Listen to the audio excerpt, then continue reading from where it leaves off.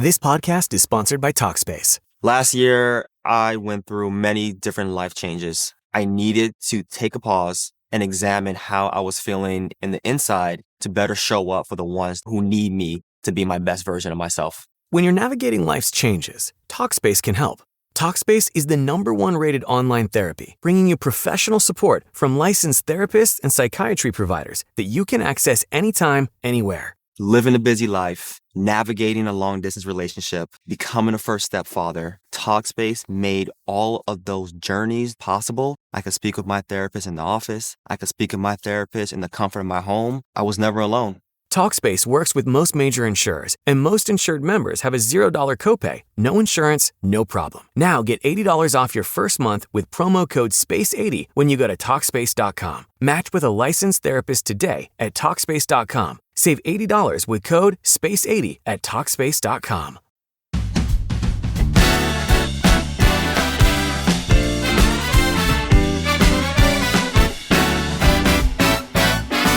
Well, hi, everybody. It's Mindy, Ed, and Don Rickles. Well, there's Mindy. Hi, Mindy. Hi, Ed. Good morning, my love. You always sound like you just got up. My love chunks.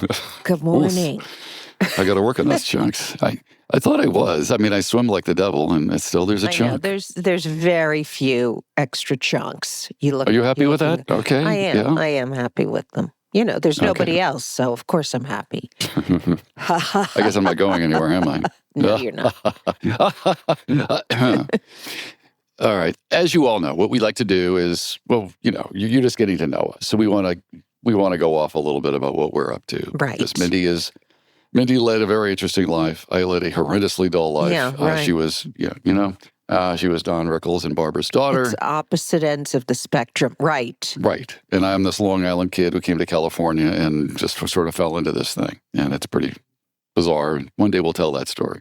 But today, I thought we'd talk about shopping. And I don't mean like online stuff, which is a nightmare. Which is a whole other 27 to 49 episodes. Yeah. Yes. So, but just today, honey, I mean, the thing is like, where I go to swim is like 8 miles away. I'm a swimmer. So I go out to Calabasas. I mean, we're in Encino. So I go to Calabasas, and that's where the pharmacy is. I know, it's like, why would you have a pharmacy 8 miles from your home? I know. That's a whole story into itself. It's like we can't find anything that's open on friggin' weekends. I need a very specific kind of a pharmacy that knows me. The pharmacist knows me. We're very close. I have a cot in the back. It's a whole relationship because I have a lot of medications. I have a lot of medications, and they need to know the ups and downs, the ins and outs. Ed takes like half of a Tylenol. Oh, Tylenol, how funny. Yeah. And I take that explains my behavior, apparently. I know, exactly. I'm sorry, Ed takes a half of a acetaminophen. And I take about 49 different medications. So I need a pharmacist who loves me, who knows me, who caters to me. So, that's so my where job. It is, right? It's where it is. And they open it like a specific time. So I kind of time everything out. So I go in there. And sure enough, today I go in and it's like, I get the blank deers in the headlight look. Oh, hi, you're here for Mindy. It's like, that's right. Right. So then they rush to the back. Yeah. And they're putting together all the things. They're literally, pulling the pills. Well, usually I have to call ahead. You're always like, Mindy, call ahead to Please. make sure it's there because I don't want to get there. And again, like you said, they stare at me with the deer in the headlights. So I call ahead, and I do the numbers, and it's like I'm low on, Xanax and Trazodone and oxycodone. Right, and, all the necessary drugs that we all need. Yeah. So, they have to have it ready for you because you're like, I'm not running in there. And they're like, Ed, we don't have it. So, right, you go there. Okay. And I go and I wait for, I think Robin is one of the lovely girls there, the other one whose name escapes me. And they're nice people. They're really super nice. But they sometimes just didn't get the message, or you didn't leave the message or something. So today I go in and I get the deer in the headlights and it's like, it's just atorvastatin. It's the oh, right. So back they go and then they're, shuffling through it. I hit over to the coffee counter, grab myself like a muffin top or something, and then think, what else would Mindy like? Then I'm thinking, why am I doing her a favor? She probably didn't call this thing in at all. Right. So, but I do it anyway because that's what I do. So, Right. got And a you're couple of better pastries. shopper. I guess I'm a better shopper. Well, of course, you're a better grocery shopper. I mean, you are the please. grocery shopper. I shouldn't say That's a what I better do. one. You are the grocery shopper. This is the deal. And yes, the linen cleaner and the gardener, architectural outdoor gardener, and major domo, and a lot of different things. But yeah. I like major domo. Yeah. You are, I was hoping honey. Colonel by now, but I guess it's major. That's you fine. are, honey, the best grocery shopper. All right. So, super. So, I got that from my mom, who made me go when I was 16. Actually, no, I wanted to go because I like driving. I'm like, oh, I'll go. And I just ran out and just my mother would say, oh, wait, we didn't get the milk. Fine. I'll let me get the keys. And I was off in the Thunderbird and got that. So I still do that all the time. Right. And it's sometimes a nightmare, but it's mostly... It's enjoyable. I mean, it's air conditioned. You love it. You love errands. There's always something there to see. There's always some lovely lady in the aisle going, hello, so there's that going on. And, but, I get my ring on half the time, so they're not like... Anyway, so I'm standing there at the pharmacy, and sure enough, it's not ready. So I get on the phone with Mindy. I'm like, okay, honey, it's not there. What do you mean it's not there? It's not there. Right. It's not there. They don't have it yet. So I guess I do get a little too annoyed, but it's not like they don't. Annoyed. So then So then it's like, let's go. Why don't you go shopping for some extra things that I might need while you're waiting for them to get the medication? Oh, and it's not just for me. It's like these fucking panty liner things. Well, I don't even know what they do. I don't even want to get into it. I wear them as hats. Sometimes I wear it as a scarf. No, I mean, it's just something. But Ed doesn't know what panty liners are. Tampax. I don't know what that is. He doesn't know. I mean, I go to the market. The reason Ed hates when I go to the market is because I could buy a box of Tampax, if it were $400. He's like, how come you went to the market, you bought one thing and it was $750? I said, I don't know. I wasn't paying attention, and when Ed goes in, he has all of his coupons, and they're all pressed, and perfectly there, and so he gets his senior discount. He gets someone's got to save $1 here. Right. Somebody's got to Thank God, honey. Thank God it's you, honey. Thank God. We can end up in Malibu again. But no, I asked him. Oh, that's right. But I asked, that's another episode, but I asked him to get me, panty liners. And he's like, what kind with wings, with something wrapped around the sides and salad dress. Yeah. And, please, get salad dressing on the side. Dressing on the side. Yeah. He doesn't know. He doesn't know when I ask him, or diet ginger ales. I need them in the can. He brought them home in the bottle. It was like, from a gas station. God forbid. Have to have. It's a bottle of ginger ale. It's the same I know, stuff, but it Mindy. doesn't have the same kind of bubbles that I like that come in the mini cans. What the hell are you talking about? You put in a little refrigerator behind the bar so I can pretend like I'm back in Vegas at the hotel suite when they had the little bar in the suite. And they had the little refrigerator, and we had the ice drinks there. These no wonder your parents were all pissed off because you go into the mini bar to buy ginger ales for $70. I know. You pull it out. Well, those are my childhood beautiful memories. Those are beautiful memories. Of being left, in the hotel suite with a security guard because my mother worried that we would be kidnapped, like, J. Paul Getty Jr. or whatever, and have, So we always, we would stay while my dad did the show. We would be up in the room with a security guard staring at us, and I never knew why he was there. I'm like, can I play with the gun? I never understood why he was there, but he was there to protect us because at any moment we could be kidnapped. We never knew if someone was going to throw us in a trunk. Well, let me ask you this. Did they protect you from that fear? In other words, were your mom and dad were, I guess, on the back of their mind, they're thinking Frank Sinatra Jr. happened to him. Right. Right. Charles Lindbergh happened to, it's like. That's right. Well, that didn't come out during their lifetime. But right. No. So I'm sure they were worried about it, right? And then. I guess so. I didn't really think about it at the time, but looking back, my mother's like, I was very concerned that you and your brother might be kidnapped. But, thank God she didn't tell me that as I was a kid. So I didn't know why the guy was there. He was there to play Legos with me. I had no idea what he was doing there. I didn't really pay attention. He was paying strict attention to what was going on in the hallway. Right. I didn't really, I mean, I wasn't the brightest. I had no idea why you and Larry were sitting there going, there. Oh, my parents scared the shit out of us now. This guard is here. I know. And he's playing playing like Keno in the room with him, He had So that was just that was just something. Oh, and that's so related to the ginger ales. But no, those are the kind of things that I love at the market, and very, very specific items that, I need Ed to get me. I like salami. And I like hard salami. Very That's healthful right. things. It's got to be hard things. salami. Hard it can't salami.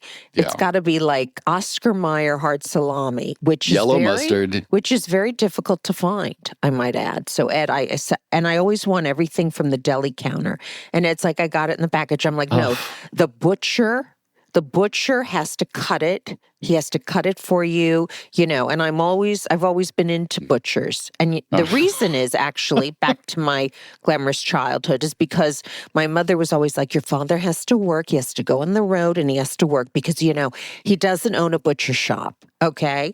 So I had no idea what that meant. I had no idea. What does it mean? You elevated the butcher to like executive. What does it mean he doesn't have a butcher shop? He doesn't have people that work for him in the butcher shop.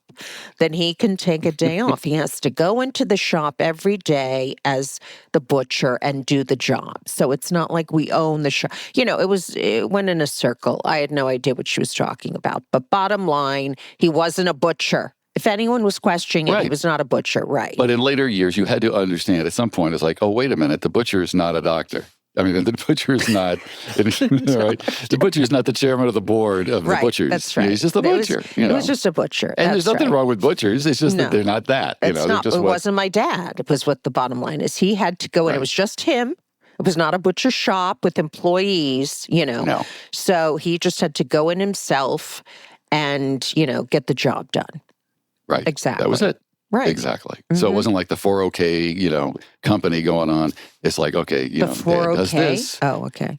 401. Did I say 401k? Is that what I said? All I know is 401k. But it is 401k. Usually, honey, you're the brightest. Ed is so smart. He's like a genius. So when he does a slip up like that, I have to make a big mention of it because he never does. He says words every day. I have no idea what they mean. Because I make them up. If a word is more than 2 syllables, I'm like, what does that mean? And I have to stop. He has to explain it to me. Okay. No, don't put yourself down. That's not fair. Don't do that. That's not right. That's not correct. All right. It's not good. Thank you, honey. Thank you. I remember your dad would be on with like Carson and, Ed McMahon. Those guys went to college. And your dad would sit there going, well, I didn't go to college. Well, you guys, but he called them dummy all the time. And I always thought that was kind of, it's like, well, they're kind of not dummies, but okay. It's like they got through college. Right. And not to put your dad down, because frankly, I thought, he was a genius. I don't think there's any escaping that. I mean, I know. We can agree. I mean, I didn't like to say it to his face, but yeah, we can agree he was a genius. Right. He kind of was. I mean, there's nobody did what he did. And as our regular listeners now, which number I think 12. That's right. As they know, 12 and a half listeners, we always include a clip of Don, and then we talk about it. This was from, and speaking of going to Vegas, and we didn't talk about this last week on the previous episode about, some of the times at the Sahara that you had.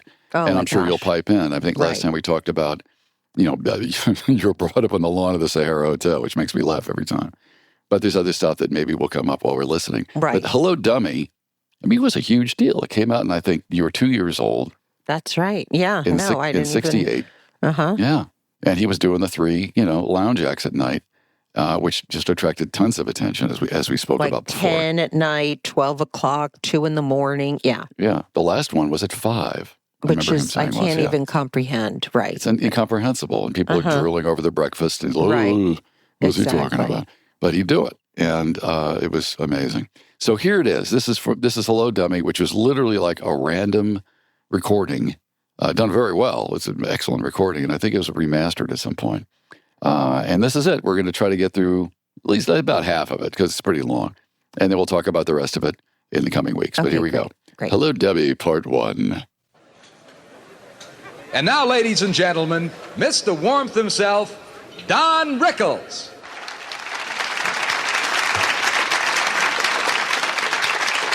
And we'll interrupt from time to time. Nice to see you in a red shirt, right in the front. That's class. I never entertained a Mountie.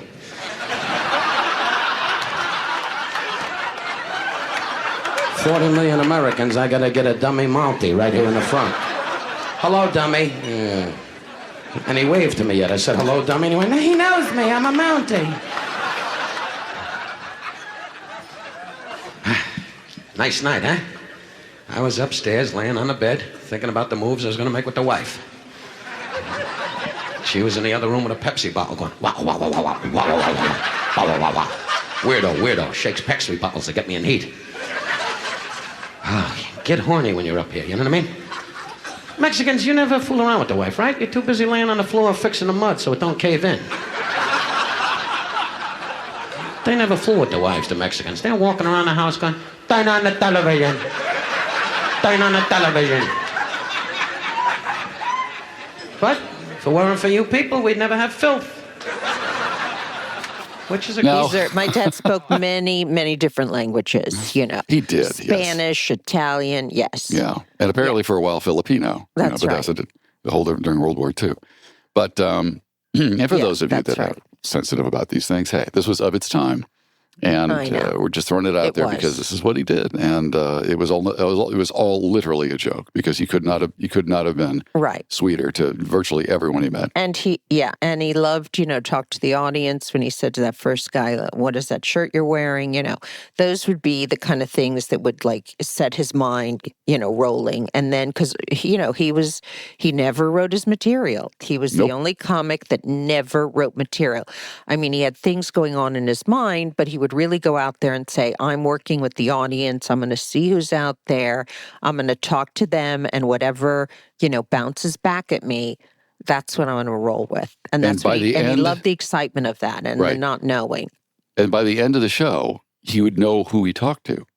Oh, he'd remember everybody. He'd remember everybody and rattle them off. And I don't know if he does it on the back of this album, but we have other tapes that we'll play later of him at the Sahara. And he would do that and do it at just breakneck speed and remember everybody. And it was really something else.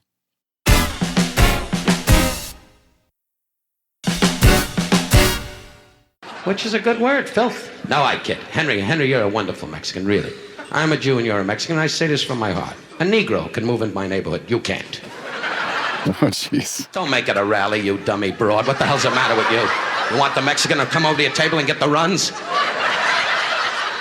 It's only a joke, Mexican. You're the chosen people. We're wrong. Look at the size of him, lady. He just lays on you and you die. Look at this. The lady went, would the Mexican lay on me? Anyway, gang, the old Jewish lady got in heat when she heard the fat Mexican was going to lay on her. Anyway, gang, the hell do you think's going to happen? You won't have any kids. A taco falls out. Don't you find this This funny, is the kind of a role he would get on.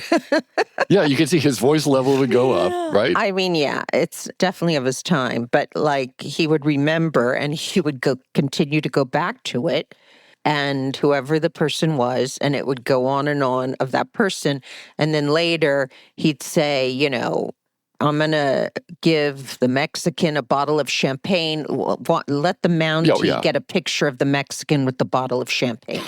And that's how he would come back and call back these other people that he mentioned in the audience. Oh, yeah. And the audience just loved it. They just ate it up. Yeah. And they knew it was all a joke. Right. Don't you find this funny, Mexican? Or do you want to go back to your old job in the arena? Get your pillows. Get your pillows. Found them in Tijuana on the border. Remember? Walking around with the kale pectate running out of the underwear.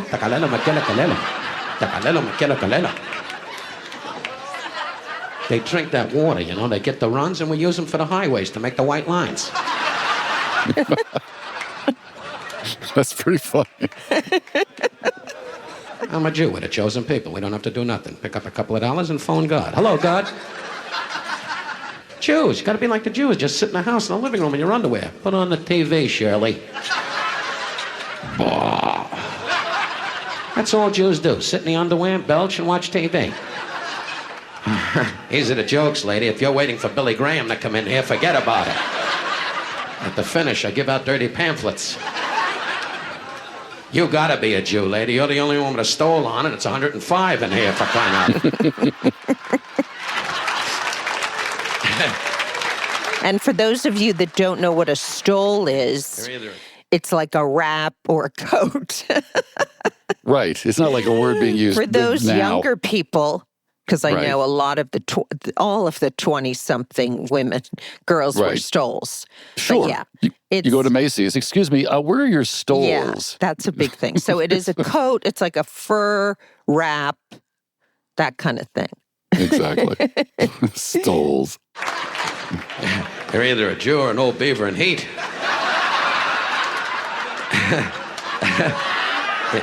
Is she laughing? Take a look. It doesn't matter. No, I kid you, dear. You got to enjoy. She's got the turban over her head. Good luck to you. Masali mahali kamalama. Means I want to wish you camel rash all over your stomach.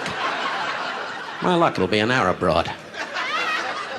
That's a good one, that Nazi. Arab broad picking off a Jew. You can always tell the German guy, the one here with the boil. All the Germans have boils, and they all walk like this, like the Polacks. Like they got timber in their crutch. Me Polak push car for Jew and get quarter.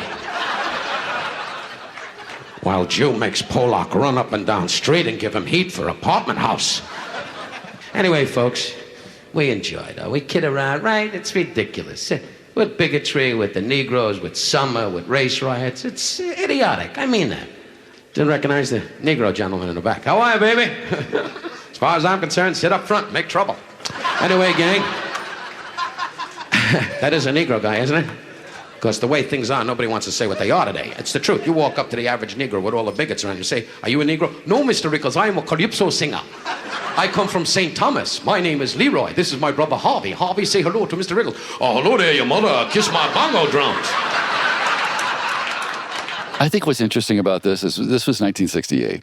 Right. Right? Mm-hmm. This was one of the most volatile times in the country. That's right. And there were race riots. There were these horrible upheavals. Robert F. Kennedy was shot. Martin Luther King Jr.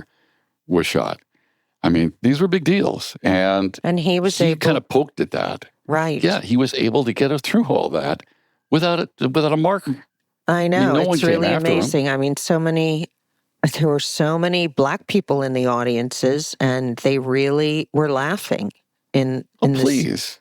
You know, there were white people in the audience, there were Black people in the audience, there were Asian people in the audience, there were all different ethnicities, you know, so many different people in the audience. And at that time, they were all laughing together. For whatever it was, they were all together and what I'm laughing. thinking is that, the thing is there was so much tension in the air. That's right. Outside of that room. Yeah. You know, that they were like, wow, this is... In that little moment, right? In that little moment, everyone was laughing together. They were laughing together, laughing at themselves. Forgetting about a lot. Forgetting it because it was just a joke. Right. Ever since the war, they don't say they're Negroes. Hawaiians. Anyway, gang, when you see them in wacky key beach, this mother surfboard isn't riding right. I tell you, folks.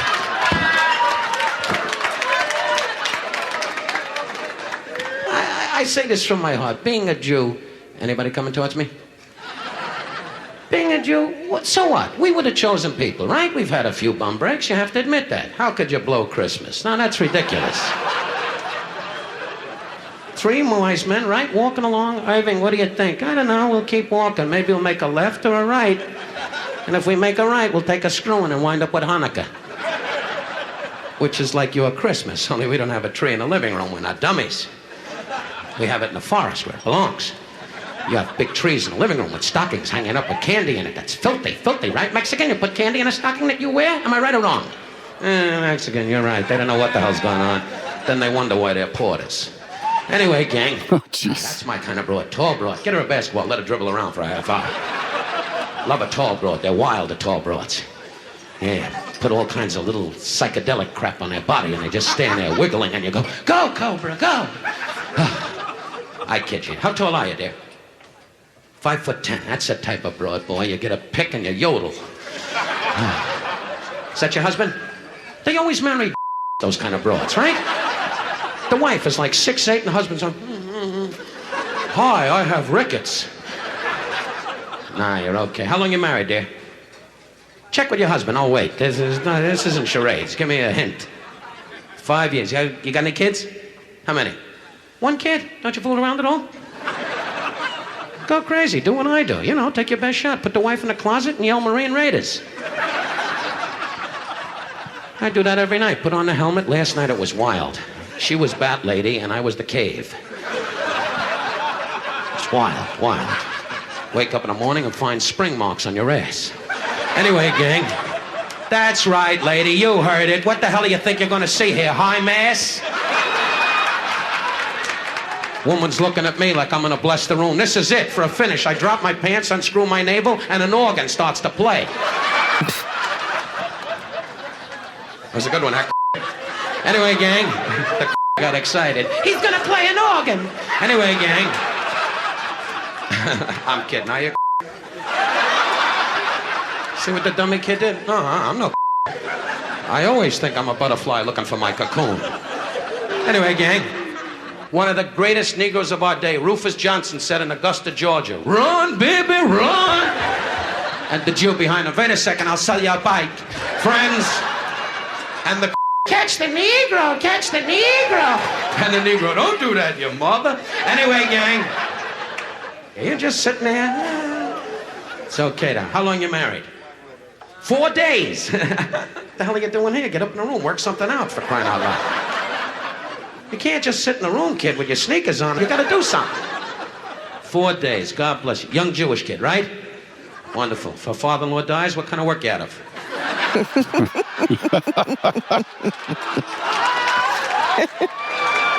Very quick, Dad, very quick. 4 days, that's great, boy. What's your last name, kid? Cohen? Jewish, huh? I took a guess. What's your first name? Larry Cohen. Oh, God, what a name to have. And that's the wife, huh? 21? Isn't that great? Big night ahead of you, huh, you son of a gun, you? Huh? Get up in the room, do what I did when I first got married. I was 38. My wife thought it was a Mardi Gras. To me, it was just another mission. But to you, it's kind of exciting, huh? You kiss and you're gonna hug and everything, huh? Did you read the manual? Wear rubber gloves and a mask. And you stay in the toilet and say, "Next." Give Larry and his wife a drink. Don't drink too much, makes you sluggish, you know what I mean? You get bombed out, it's all over. You don't even know what the hell happened, you know what I mean? Crazy kids. What's your name? Nancy. Oh, Nancy Cohen. That's a nice name. Nancy Cohen. Sounds like a hockey star. Nancy and Larry Cohen. Isn't that nice? They're married 4 days. Give them a nice hand. I think that's very nice. Good luck to you, Larry. It's going to be a hell of a night, Larry. Want me to come up in the room with the baby brownie? I won't make any trouble. I'll just stand on the sink and take wild shots. Get yourself in heat, though, Larry. Make up something. My wife lays in the room every night, goes, "Go, Geronimo, go!" Last night I was cochise. That was murder. Had to stand on top of the sink in the nude, you hear? In the nude, and she was in the living room with a bell on her tuchus. And she was going, "Wagon train coming through the pass." And I had to ring the bell. And it's so funny because my mother was so conservative and so the opposite. And she would be like, you know, people would come to the dressing room after the show and from people from the audience and friends, and they would all wait for my dad to come out of the shower in his robe, you know, his terry cloth robe with his initials to meet him and everything. Yeah. Mm-hmm. And my mother would say, you know, they'd be talking to her and having drinks, and she'd be like, "Yes, I was on the wagon train tonight." "That's right, Donald had me on. He was cochise, and I was on the wagon train." You know, she's very, very conservative. The other night it was the Batcave, and now it's cochise. He was Batman, and I literally, was the that's cave. How different they were. Yeah, she was very like low key. Very half low speed. Key. Yeah, everything completely. Was like this. Oh, Donald. Folks, you had to be there to understand it. The two guys from Boston went, "Well, what does it mean, Harvey? Ring the bell." It's got to be wild, though, Larry. But it's going to be nice. I really mean it. I'll drink to you, really. Isn't that nice? Young kids getting married, that's the way it should be, boy. I mean, you're married a lot of years, right? Sister wife? Oh, I didn't recognize you, Trixie. Anyway, gang. Sheriff know you're back in action? Do you still do the trick with the horse? Look at this. Nancy's explaining it to Larry. "Let's try the trick with the horse." Anyway, gang. No, I'm only kidding you, dear. Good luck to you. I remember the old days. By the way, you can pick up the robe Friday. The guy's laughing and she rolled him. Anyway, gang. To all of you, and to Larry and Nancy, I wish you what I have. happiness, and a wonderful woman, really. L'chaim. And that was my dad. Yeah, that was your dad. Yeah. And he ended a lot of his act that way through his entire life. Oh, yeah. I wish what I had. How much he loved his family. That's right. Exactly. Yeah. I think they bought that. Yeah, my wife, I met her in Philadelphia in front of the Harvey House. Paper! You know who's here tonight? Don Adams. Real weirdo. Talks into a shoe. Gonna put him in a sanitarium. He's starting to get answers. I say it is. Anyway, gang. See, this is a smart outfit. I'll make you feel at home, lady. Come in again in your fakakta carnival outfit. 40 million Jews. I got one broad from the roller derby over there. Put a bandana on your tuchus and blow the whistle and start the games. You Mormons never laugh, do you? Just sit there with your pilgrim hat waiting for your duck to die. Hope you go to Utah and suck salt. I say this, gang. Sucking salt, that's a dance team. The guy went, I never heard of sucking salt. Heard of the Nicholas brothers, but never sucking salt. It's true. Why do I make fun of the Negroes? Because I'm not one of them. But I say this, gang. Don't scratch, sir. It clears right up. There's a new thing out called soap and water. I got some yo-yo here with a fungus. The greatest thing. You're a Jewish guy. You can always tell. Bald, heavy set, and a hook nose that's sucking up his lip. You're either a Jewish guy or a Zeppelin, I'll tell you that right now. Want to put Goodyear on your ass, a cord in your navel, and hope you take off. See, no one was, he made fun of the Jewish people. Everybody. He made fun of himself. He made fun of other Jewish people. So it's like, yeah, and they knew that. And I think he probably knew when to do that, too. It's like he would go off and off on, black people, then, Mexicans or what have you. And then suddenly, boom, he was like, well, I better start making fun of me. Lay into the Jews, right. Lay into the Jews. I'll be with you in a minute, lady. Chapter 9 from the 5th Psalm. The Mormon broad thinks it's a Pillsbury bake-off. God put us on this earth to laugh. Am I right? He made you a Lebanese. He made me a Jew. So what? We are people working for tolerance. What's your first name, Muhammad? What's your first name? Habib. You put that on you when you have your dinner? Habib. My name's Dada. How the hell did you get in the front? Look at the way they put him. He could pick me off in 5 minutes. Right in the front. I got a fakakta Arab over here, a boozed up gypsy broad over there, 3 kids in heat over here, a German pain in the ass over here, 2 that passed away, trick-or-treat Harvey with the turtleneck sweater, Ma Frickett sitting over there waiting for the Pillsbury bake-off, the Spanish off, the store attack the Mexican, and 2 Polacks on the end waiting for their truck to be fixed. And the bald-headed guy going out with the nurse. That's what I'm saying. He remembered everyone he talked to. Absolutely, that's right. Really something. Well, we can leave it here. That was part 1 of Hello, Dummy. And it's so impressive. And you do that three times a day. Oh, my God. I know. And just different every show, because it just depended on, who was in the audience. He didn't just say it, this was not like a planned thing. It was just like whoever was there, that's how he did it. Yeah, and that's what made it so unusual, because so many acts back then, even now, it's prepared material. You know? And we've talked about, his friendship with Bob Newhart, who prepared everything. I mean, there wasn't a word out of place, and he just marveled at your dad. It was like, how brilliant in the world? At how he did his own thing. Oh, he was absolutely brilliant. Yeah, and we'll have his son Tim on at some point. Yeah, that's going to be Jimmy great. Bob's son. Yeah. Tim wants to come on, so we'll talk to Tim. And we'll have other special guests too. We haven't really talked about that, but we have to talk to them first. We have to talk to the people who we want. Right. So we're not going to. Right. Yeah. Because who knows? They may be going, "You got to be kidding me." Right. But this is going to be a lot of fun, sweetie. It was a great podcast today. It was great. I had a lot of fun. I hope everybody loved it. Okay, that's it. Mindy, Ed, and Don Rickles. All right, everybody. We'll see you next time. See you next time. Bye.